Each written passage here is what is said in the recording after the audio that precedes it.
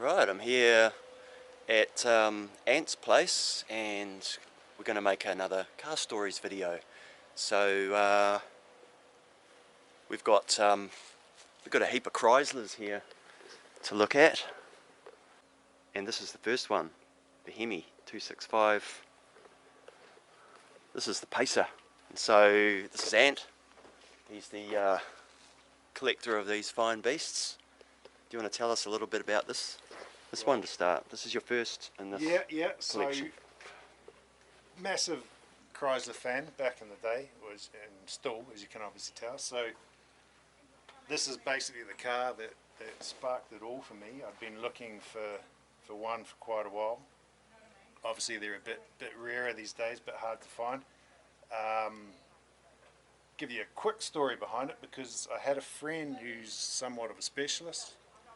He was doing work on this car, so he let me know that it was coming up for sale. Very long story short, turns out that this used to belong to a mutual friend of ours back in the day. We didn't realise this at the time. We sort of all put it together after that, and he's sadly passed away. But it's sort of funny how it's come full circle. But yeah, so that's so it came into my hands, and I've had it a while now, since about 2018, I think. So yeah, and yeah, as I say, it sort of sparked the car cane addiction, and it's gotten a bit ridiculous and out of control since then. We'll move on to the other ones in a minute, but so what have you done to this since you've had it, Ant? So it's pretty, like, I got it more or less in this condition. The only thing I've really done to it is put on the widened factory rims with the Eagers. It is, interestingly enough, a numbers matching car. However, I've taken that motor out for safekeeping.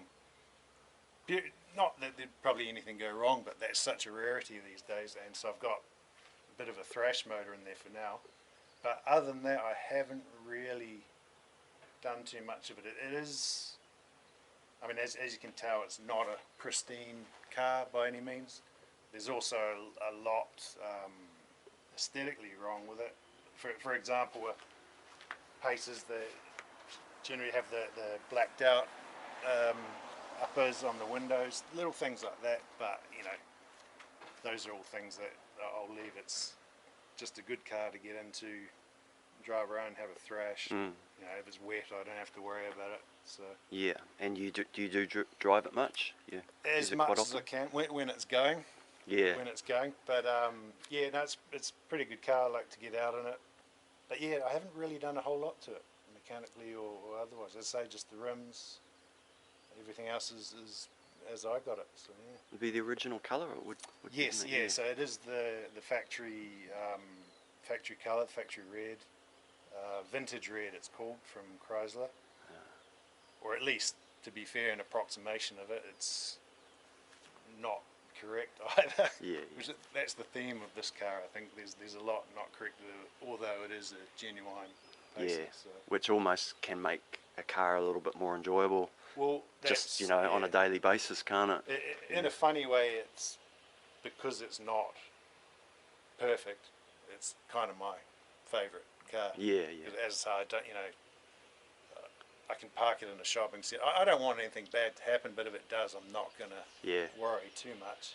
The mint ones, I do stress a bit about. Yeah, they've got to be perfect. When they're so close to perfection, doesn't take much for them to not be perfect anymore. Exactly, yeah. Show you the famous 265 Hemi. This is one surprising thing with these cars, just how much room there is in the engine bay. I mean, it's a big capacity motor for what it is, obviously just a straight 6. Yeah. But there are I'm going to get this right now, 4.3 litre. I think they troubled the V8s in their day, so yeah. There is a bit of a secret sauce cam in it, and I say that not knowing the specs myself, because the guy who built it didn't tell me, still hasn't or won't tell me. And that's the numbers matching one sitting over there. Genuine Pacers with their original motors are hen's teeth. basically, because they were, you know, they were thrashed and smashed, and and back in the day they were so cheap. Something went wrong, you just throw it out and get a new one. So, as I say, it's, you know, that makes a rare car all the more rare. Not necessarily more valuable, but, you know, just a bit more special. A bit more special, yeah. And if somebody did want to do a period correct restoration, you know, down to everything, that's then it would certainly attract a bit more. Yeah. Cold.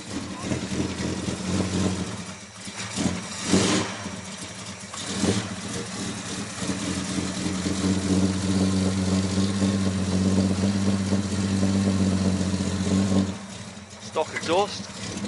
Not quite. Not quite. Oh. Yeah, no, that's not.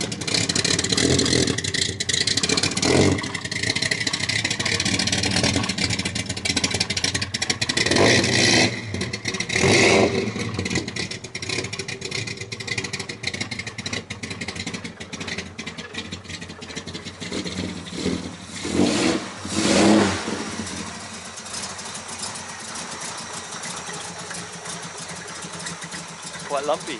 Yeah, as I say, that's. I keep asking him what the cam specs are, but he won't tell me. Definitely done something to it.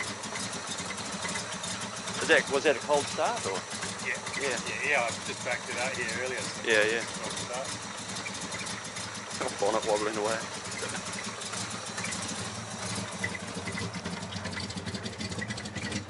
Neighbours would be used to hearing. Yeah, used to it or annoyed with it, one of the two. There goes Ant again. Yeah, as you can tell, it's not exactly subtle. No. Yeah, it's a pretty tailpipe's a pretty mean size anyway. Is it the same size all the way through, or? Yeah, I think it's about 3 inch all the way. Yeah. Obviously clicks at the headers, but 3 all the way back. Yeah.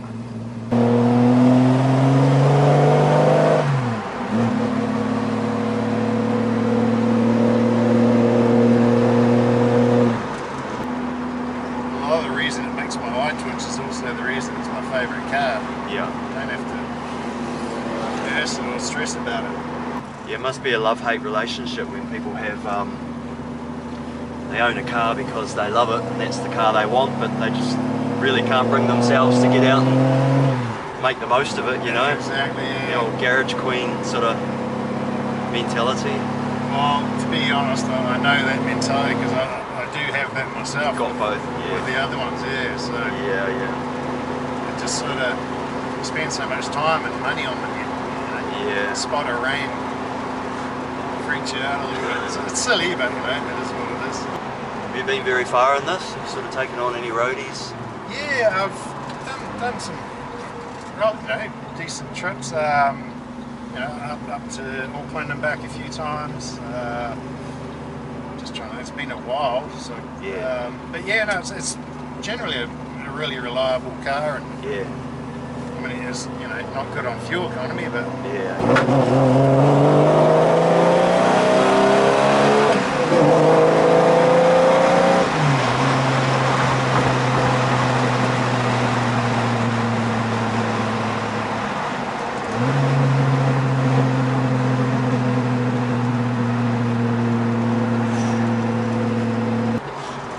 be nice just open road cruising too, wouldn't it? yeah, that's the thing.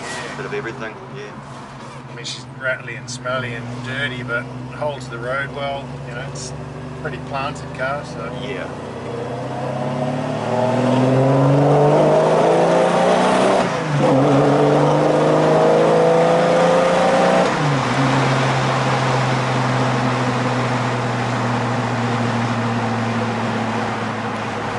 and if something goes okay for an old girl. Yeah. Okay, we've got this beast. So this is the Charger. We've gone from 1974 VH Pacer to a 1974 VH Charger, except for it's not a VH Charger, it's a VJ Charger. Ah. So it's been, guess what's the term there? Retrofitted. Retro mod or something like Yeah, that. so the VJ had the round headlights. Anyway, That's so right. It's originally a New Zealand built VJ Charger from, I think they were built in Petone in Wellington. So it's very obviously a replica E49 Charger, which it is what it is. The real thing these days is, you know, well into six figures, I'd imagine. So in some ways it's the best of both worlds, having, you know, something styled the same, a tribute I guess you'd call it, but you know, it's something you can actually get out and drive. I don't think you'd want a six-figure car on the road too much. Yeah. So yeah, so much again. Other than that, it does have genuine RT running gear, the motor, carbs, short ratio gearbox, headers. Just trying to think what else. Bunch of other stuff. So that's all the stuff that the other one, the original was, so they've matched it as closely to... Yeah, so there was the Chrysler produced the RT Charger, which was basically the sports model, for want of a better word, and then there was a series of, I guess, track pack cars, the E37, E38, and then finally the E49, which were the Bathurst versions. So this is a tribute of the E49 Bathurst model, which came with you know, dual fullers, big tank. I think I forget what the capacity is, 70 litres or something. Or basically the homologulated version of that, the road car was for the race car. Triples, yeah, 4-speed. Oh, I think I said that. So yeah. This is on the floor as well. Yep, Is that, yep. Four on the floor. And they sort of loosely based on the American Charger. Was it sort of the Australasian take on, or is it's just the name that's... Yeah, name only. Yeah. Really. And that was probably more marketing than anything. But if you know, I've been at car shows and had this parked right next to a US Charger. They're different beast. Completely entirely. Different, Yeah. Entirely different. Yeah. Yeah, I mean, yeah, chalk and cheese really, but yeah. There's, you know, the lineage there, or the family relationship, but Just that fastback muscle Yeah, car kind right. of vibe, I guess. Yeah. I'll show you the goodies on this one too. It's the same motor, the 265 Hemi straight 6, but obviously a bit more race focused with the triples, and the E49 itself comes from the spec of the cam. Again, it's kind of funny how much space there is in there, and the fact the triples are almost the same size as the motor. Yeah. So yeah, so just a tribute, but the carbs themselves are off genuine RT motor. It's not, but built to spec, and as I say, the rest of the running gear as well. What sort of what would these put out horsepower wise? God, Do you know? put me on the spot there. I should know. It's something. I mean, for their day, you know, obviously it's somewhere over 200, I think. Yeah. Not a lot by modern standards by any means. Yeah. Again, for their day, you know, this being a straight 6 would embarrass a lot of the Holdens and Fords with their V8s for sure. And these were, did they race this shape? They did. They predominantly the E38, which was basically the same exact car, except for it was the 3-speed, which they found lacking, particularly at Bathurst, so they struggled there.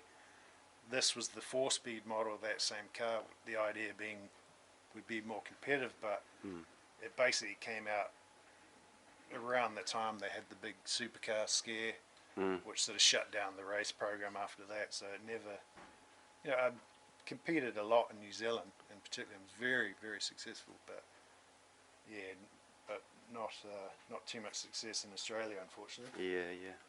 Oh, we better hear this one running. This has got stock exhaust or? No. No. Twin exhaust, again, Oh yeah. replicating the factory look. Yep.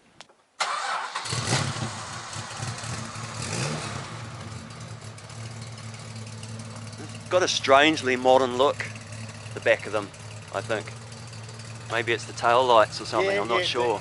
The elongated tail, you're right there. It might have been sort of slightly ahead of, you know, other stuff going on at the time, I'm not sure. It's a bit more subtle than the other one, obviously, but that's with the triples and the twin exhaust quite down a bit. Yeah, and it hasn't got that special cam. Yeah, exactly. Yeah.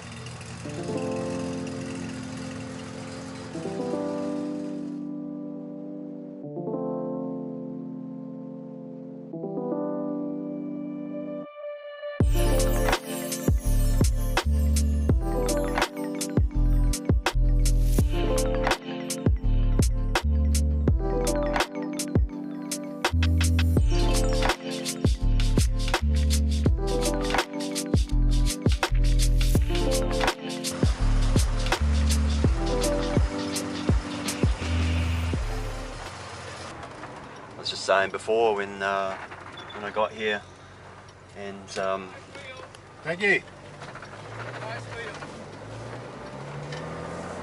and saying the same thing, that this is sort of from our generation, like as kids growing up there was Chryslers around, and my mum had pretty much the same car actually, so I probably haven't been in one of these for 40 odd years. This is really nice. Kind of, when you see the two, you kind of expect this one to be the beast. Round, yeah, but it's actually quite subtle. It is. It's you know, the other one's a bit of an animal compared to. I was going to say refined, but that's definitely not the right word actually. But yeah. I think it's a bit more buttoned down and. Right. Yeah. As it with the triples and the twin exhaust quieting it down a bit as well. Yeah. But in terms of performance, I'd say it would definitely eat the other one. Yeah.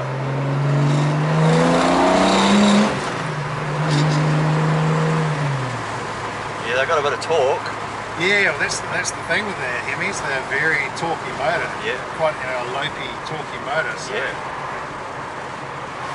And is that power kind of available right through the whole band? Yeah, you know. Yeah. Stand on, it's always there. Yeah. Pretty remarkable for how old's this? 40 odd years. 49, 50, almost 50 years old. 50-year-old straight six. Yeah.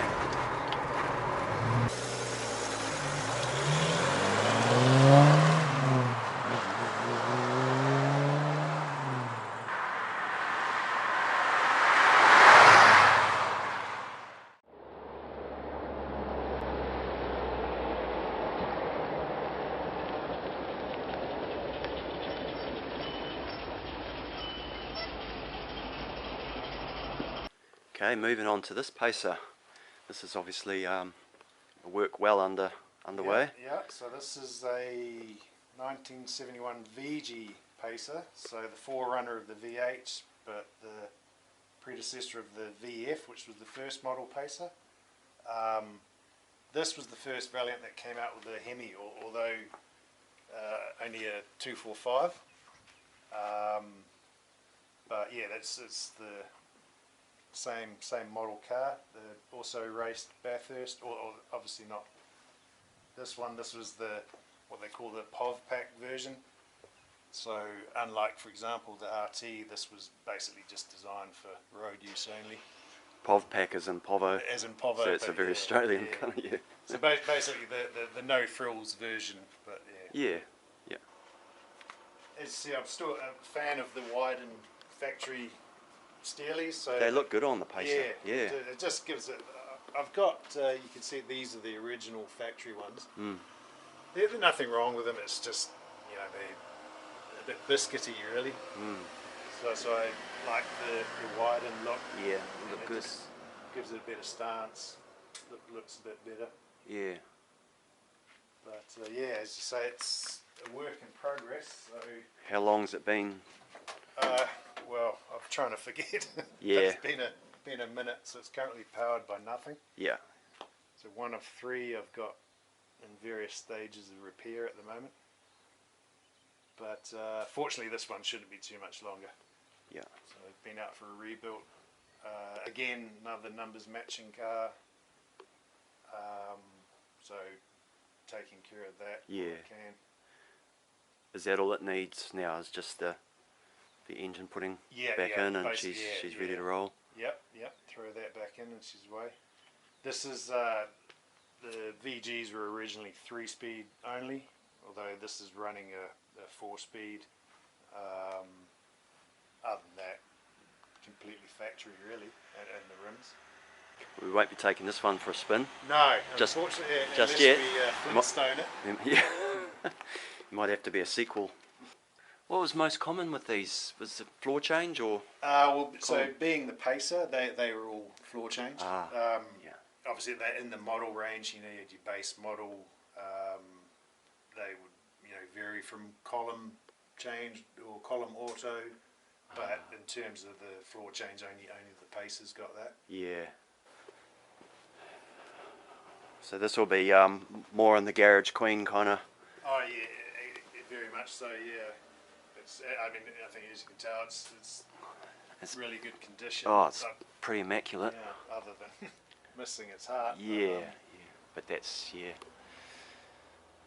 going to be good to see that all in place.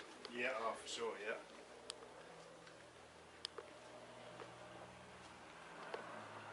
Well, thanks, Ant, for pleasure. showing us a snippet of your collection. Anyway, we'll have to follow up on something else a bit different.